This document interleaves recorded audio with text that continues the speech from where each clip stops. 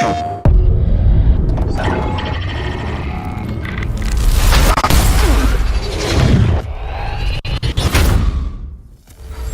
and welcome to a special look at Returnal from House Margaret. My name is Mikael, and today with us we have the game director, Harry Kruger. Hey everyone, great to be here. As well as the narrative director, Gregory Loudon. Hey, great to be here as well. So here we're seeing Celine crash landing onto Atropos and starting her first loop. Specifically, we're using footage from a couple of different run-throughs, so there will be some edits through this playthrough. But how does it differ from every single run, Harry? What are we seeing here for the first time? Yeah, so every time that you exit the initial crash landing room, you will immediately be confronted with a fairly freshly generated level, right? So we've designed Returnal to be consistently fresh and surprising for players, and every run is designed to be unique and provide memorable player stories. But some of the factors, some of the modules, if you will, might get familiar in a way, so there are some handcrafted environments that are being recycled, right? Yeah, for sure. So each of these individual levels or areas has been handcrafted so we can achieve the desired mood and quality of lighting and just get it balanced to perfection. However, how these rooms are interconnected is completely randomized in each run. And even after you familiarize yourself with some of these environments, they will always be populated with unfamiliar content. So we can see some of that unfamiliar content here. The first enemies coming at you, some quick action. Greg, how do you feel about these enemies? Are they going to be tough to battle, or...? Yeah, so here are the Kerberons. They're definitely, if you let them get close, they can take you out, and they also shoot out their own projectiles to give some of that Housemark bullet hell flair. But yeah, they're tough. I wouldn't stick around too long with them.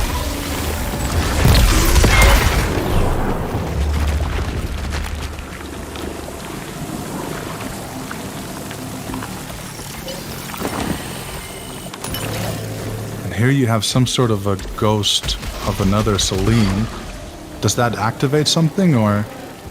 So basically what you see here is a projection, and this is actually another player who's played Returnal. And at this point you can either choose to scavenge to get a quick gain, or avenge. And if you avenge, get ready for what you're about to see. Is that elite, or is it a boss fight, or...? Correct, it's like a stronger hostile that you need to take down. In this case, it's the Kerberon we saw before, but this one's even stronger and malformed. I wouldn't jump in and try to take this out this early in a cycle, but let's see how it goes.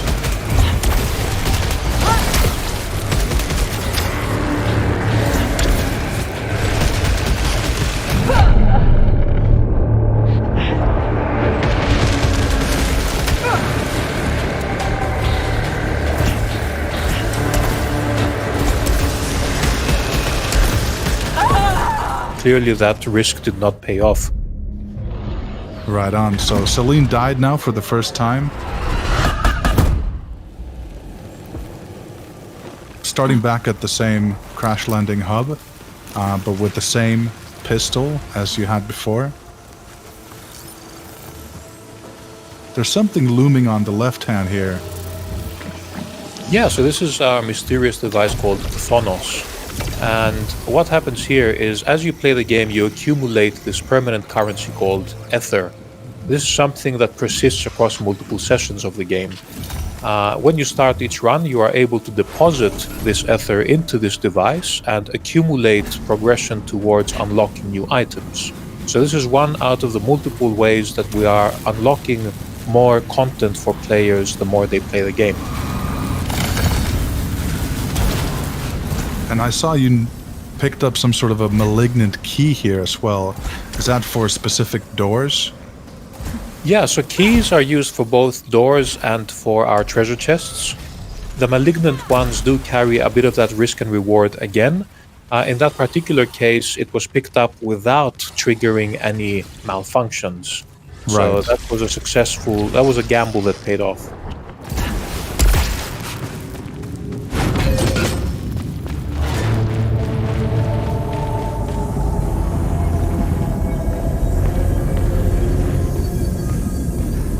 am I assuming right that these are some sort of art pieces from previous civilizations?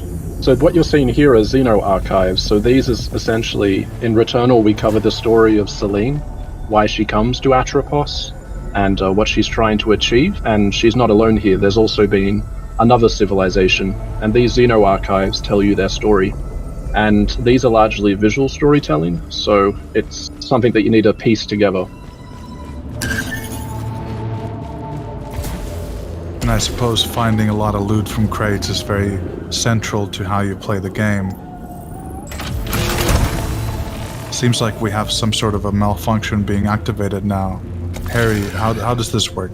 Yeah, so now you got a specific malfunction which in this case triggers a corruption of the map system. So you can see there's a lot of artifacts now on the screen, making it hard to discern at a glance where the exits are, which can of course be quite an obstacle in a game that's exploration heavy like Returnal. We do have the menu here, and you do have the weapons that you just discovered, and you can always do a deep dive there to get more narrative backstory.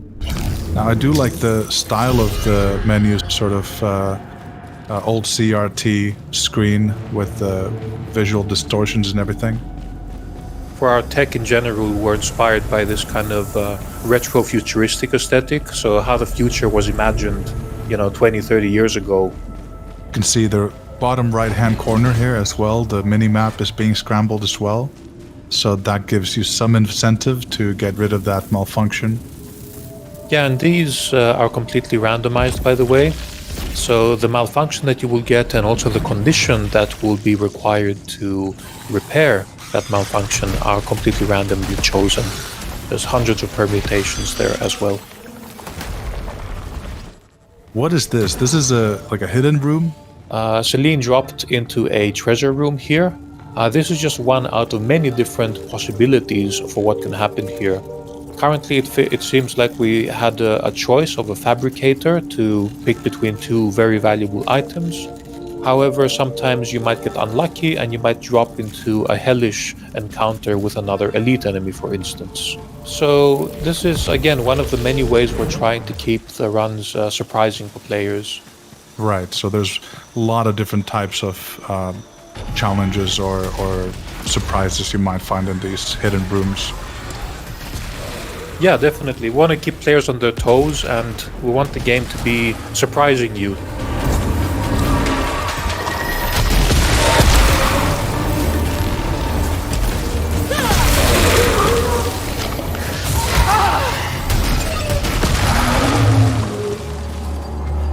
Now, I see this action going on, and there's she's being grabbed by this tentacles from above, but she's also using this sort of a blade weapon. So there's a melee weapon that you can use.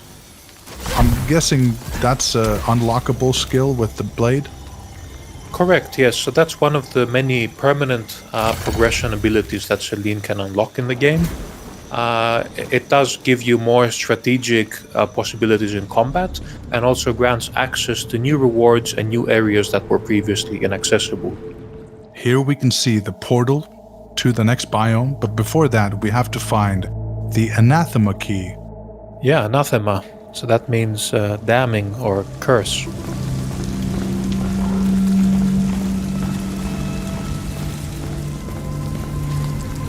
This is the shop area. So here you can use your obolites to buy different things. Greg, can you jump in and tell us a bit more about the options we have?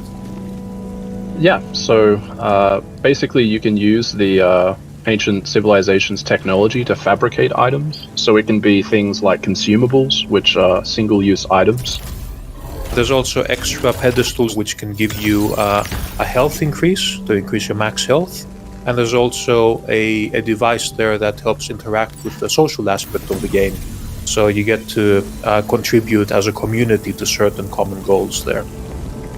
And the shops in general seem to be sort of maybe a little bit of this calm in the heat of the storm, where you can just kind of concentrate on how do you want to upgrade your character for the specific run.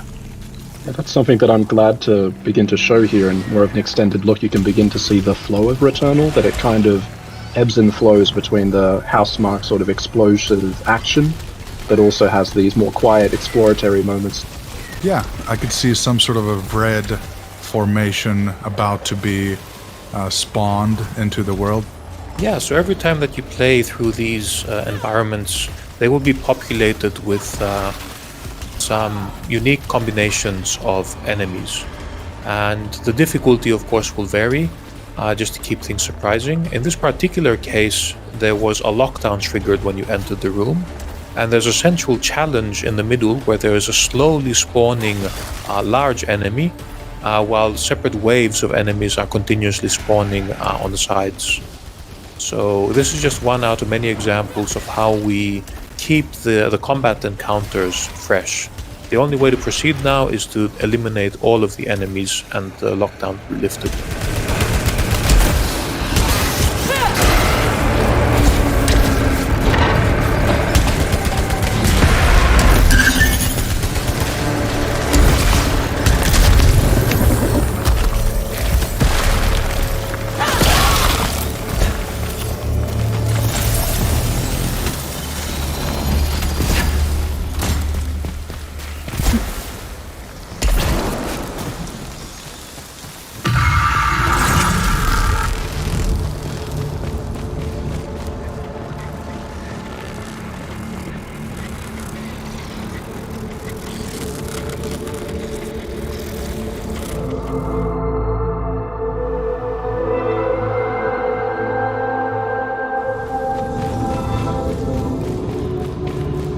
Right now we're collecting an item that seems to be a key of sorts to traverse from one biome to another.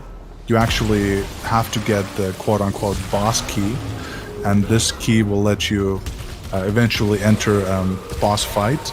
But it seems to be that there are these high-level goals that you encounter, and in this case the Anathema Vault, if I'm pronouncing that correct, is the goal for the first level. Harry, I have to say that the atmosphere you have here is quite epic, with the searchlights and everything coming at you. What has been the inspiration behind this sort of a deep and dark atmosphere? Yeah, thanks. I think dark sci-fi, of course, has been one of our biggest inspirations, and cosmic horror or Lovecraftian horror, I guess, has informed a lot of our aesthetic decisions and also some of the more philosophical themes we explore in our narrative as well. So here we can see Celine using that Anathema key. The strange energy source is beyond this. It might be tied to White Shadow.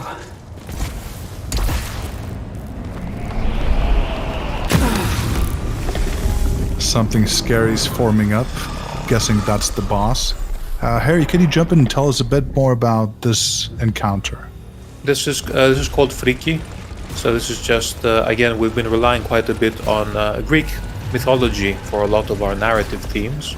And this is just one cosmic manifestation that plays a role in the story, as you will encounter later as well. And our bosses are designed, of course, to be this culmination of epic battle, these really majestic creatures that really give you a lot of bullet hell and spectacle. So really excited about these encounters and looking forward to seeing how players will respond to these as well.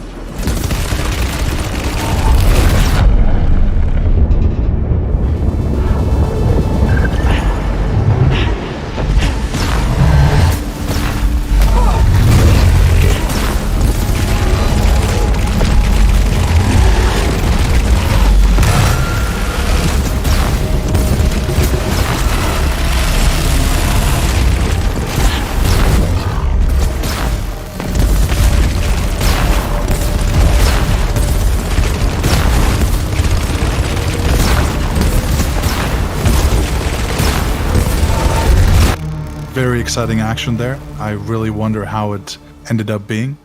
But I suppose we'll make our way to the next biome, the Crimson Wastes. Here we can see Celine going through a portal, and quite quickly the SSD is able to maneuver us over to the other side. Greg, do you want to jump in here and tell us a bit more about this environment? Sure. So, Selene has just arrived in the Crimson Wastes. This features different hostiles, a different story to uncover, and of course there's a different boss to fight as well. You can see here it has a very different visual style, and each biome is intended to provide a different challenge, and also a different feeling.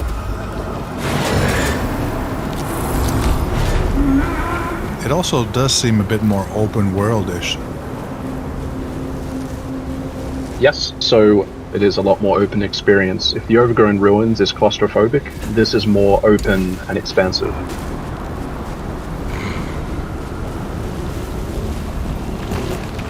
Yeah, so as Greg was saying, I think each biome has been envisioned to have its own unique story, of course, and its own role, and also to be very different from each other. So each biome should provide its own very unique flavor of gameplay and encounters. And even the level generation, the roguelike elements manifest differently in each biome as well. So while the Overgrown Ruins are a bit more maze-like, kind of foresty, here there is clearly a more open kind of approach to constructing our level at the beginning, and there is clearly some ascension journey that the players will always need to traverse to reach the top of the mountain here. So each biome offers its own unique flavor. And there seems to be a bit more of these aerial enemies and also that bullet hell wave pattern that you see.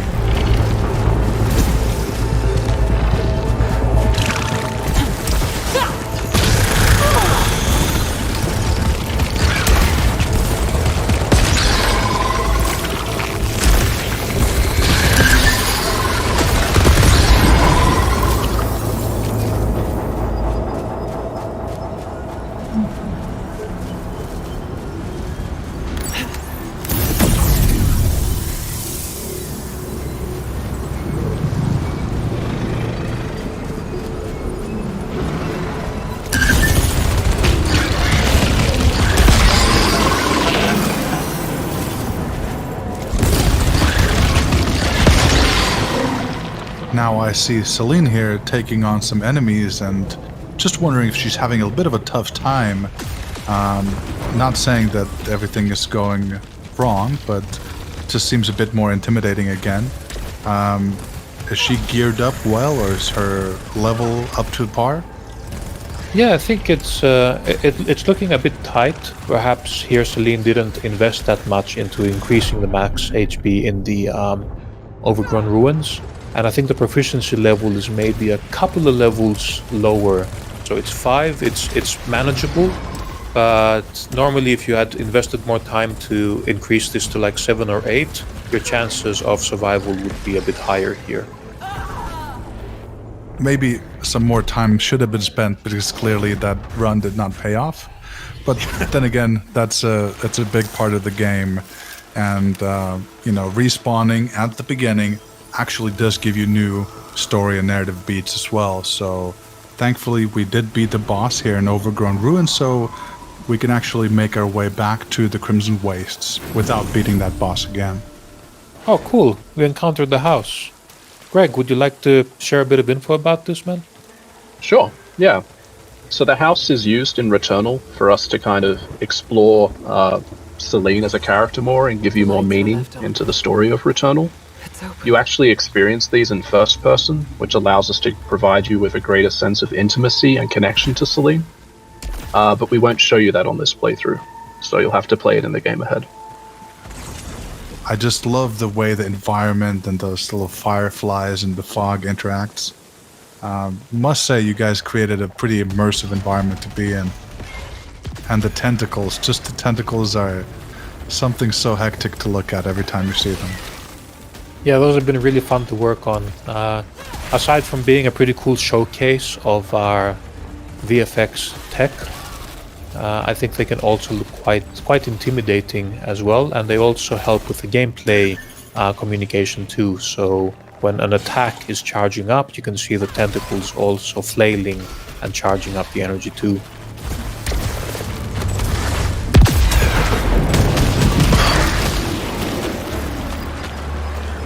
Here we seem to have another ghost.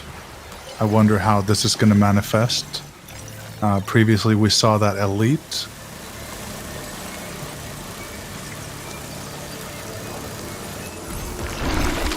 Oh, so this is some sort of a Selene being brought back to life. Yeah, this is an infected scout. It can be quite a challenge, and you can also see that its attack caused a malfunction. So, once again, we try to turn the tables on you with Returnal. Just when you think you know what's coming, we like to provide a bit of twist and variation there as well. Very interesting. So you're using other players' playthroughs in a surprising way.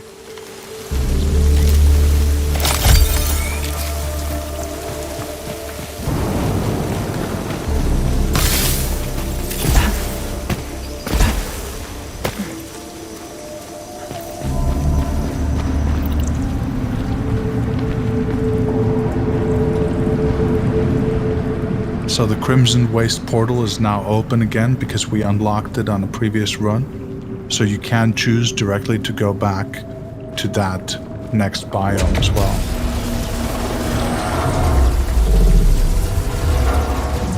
And as Harry said, I would recommend that you should try to build yourself up. Every new biome you go to increases the challenge and the skill requirements, and also deepens your understanding of the story. But still, it is worth building yourself up in the overgrown ruins and proceeding forward each time you play in, from my perspective. Well, that's why you also have some of these upgrades as you enter the new biome, giving you a little leg up. Here we can see some sort of yellow force shield. I think it's a bit new. Yeah, this is another element in our progression that clearly you don't have the means to overcome it yet. And we'll leave that up for players to discover. Well, coming back to the Crimson Waste here, clearly it's a similar setting, but there's some new things to discover. Like you mentioned, the level does change upon every entry.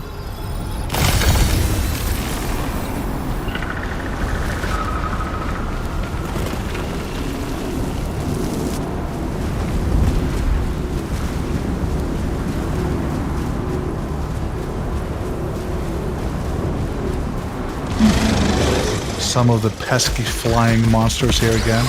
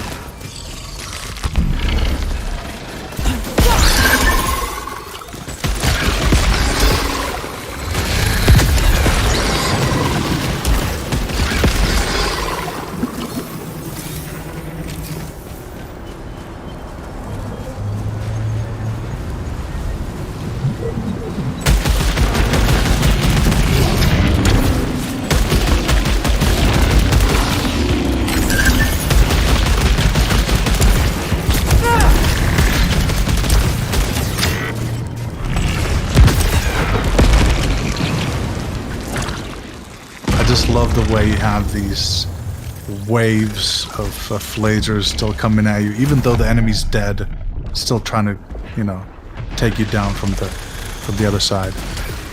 From beyond the grave.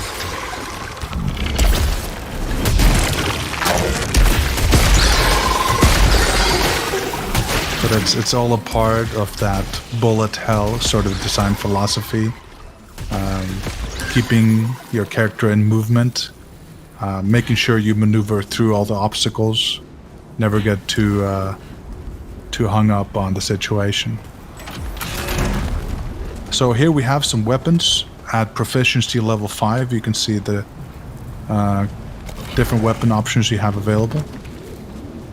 And there are a couple different weapon stereotypes. Yeah, so we have 10 weapons total. All of these have their own unique archetypes and unique baseline behaviors. However, you can also upgrade these in each session through these unique modifiers we're calling traits. This leads to some really surprising combinations that can completely change the behaviors of the weapons and force you to adapt to entirely new playstyles and strategies.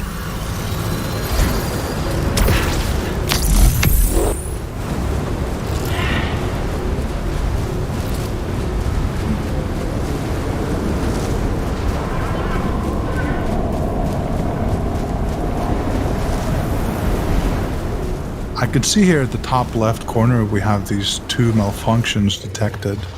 Are there only 2 at a given time? Yeah, so you can have 2 active at any time. So the negative effects and the conditions to repair these are completely randomly chosen.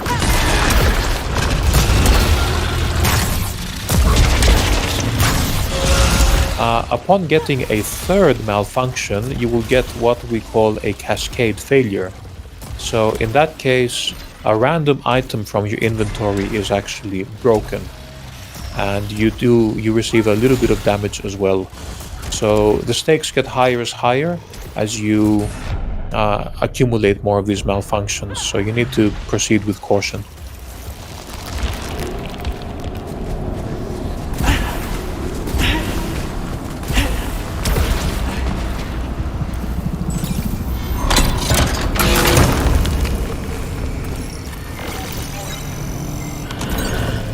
Wound Seekers. So clearly an upgrade to a weapon that we got here from that chest. Yeah, that particular upgrade increases your damage to enemies that already have low health, so it's more of a finishing kind of helper in a way for the enemies. But there's many different types of upgrades, and it's impossible to discover everything in any single session.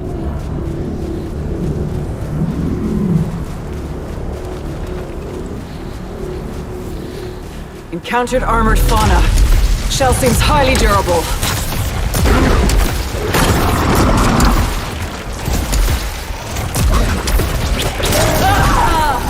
Well, I suppose that enemy was a bit too much for Celine.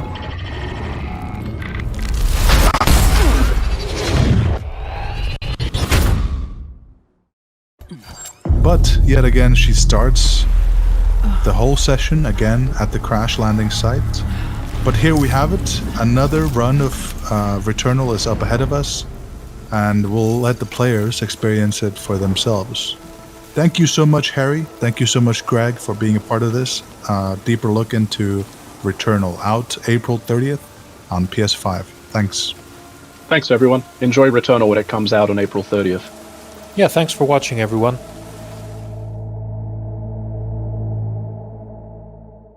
PlayStation